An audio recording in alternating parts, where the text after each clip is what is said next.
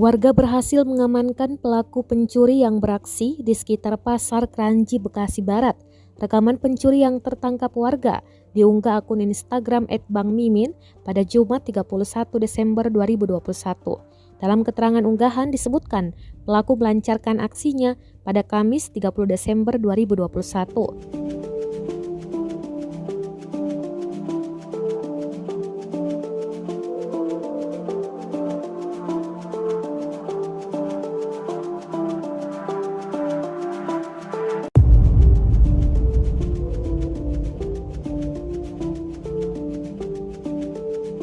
Warga berhasil mengamankan pelaku beserta barang bukti motor Honda Beat yang dicuri.